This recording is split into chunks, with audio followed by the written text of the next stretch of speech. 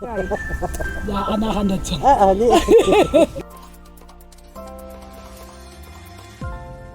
Radio Fynbos in samewerking met Revolve Productions staan vanoggend hier by die waterlelie. Nou sy vreeslike belangrike naam is Nymphia capicis. Soos wat ons hier na hom kyk, dan kan jy sommer sien dit is ook die padda preekstoel en ook die kaimans. Nou om hierdie waterlelie te beskryf is uit my oogpunt uit om 'n paleis te beskryf. Daar is nie net een in die pond of in die paleis nie, maar sommer baie. So as jy hier by Tuin op die Brak kom kuier, kyk uit of jy die koning kan sien, die koningin kan sien, die prins en die prinses. Nee man, kom ek gaan wys jou. As mooie plant om af te neem. Nou gaan wys my.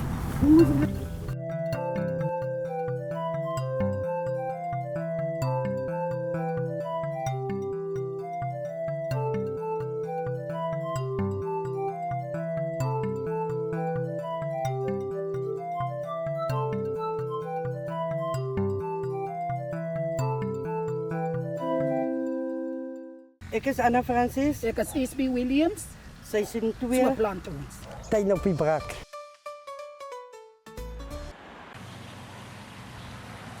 Waterlelies groei in vleilande. Je kan het ook in dammetjies maken bij die huis. En in ponds. Hulle het vol son nodig. Hulle kan effens in skare weer ook groei. Die waterlelies groei in lente tot maart toe.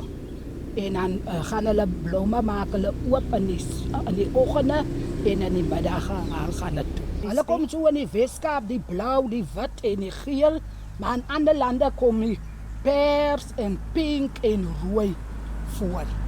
Hy staan ook bekend as die kaimansblom, paddapreekstoel en dan hulle noem hom tog ook die lotus, die blou lotus van die Weskaap. Die voordeel van waterlelies, hulle beskerm die habitat waarin hulle geplant is. Hulle verhoed dat die water te vinnig verwarm. Hulle is ook daar vir die dierelewe in die water. En hulle is ook ekologies baie waardig en hy is ook baie goed vir 'n landskap. Ekologies, hy skei suurstof af. Hy vat die suurstof. Sy blare vat die suurstof uit die lug uit. Dit is soos vir al probleme en brandwonde, die hulle vat die blare en dan kap hulle dit en dan sit hulle dit op en dan maak hulle dit toe. Ek sal nie sê hulle is eetbaar, maar waterblommetjies wel.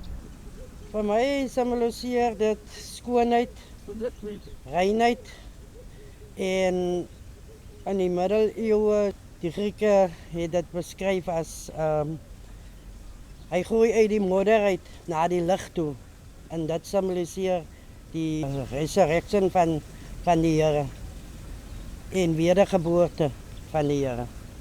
Ons kan nou nie dit by die kwekery koop nie, maar soos in ons dammetjie, as dit so vol is, dan kan ons dit uitdin en dan se koop. Hoop julle het saam met ons geniet. Episode 1 van seisoen 2, so plant ons. Sien julle volgende keer.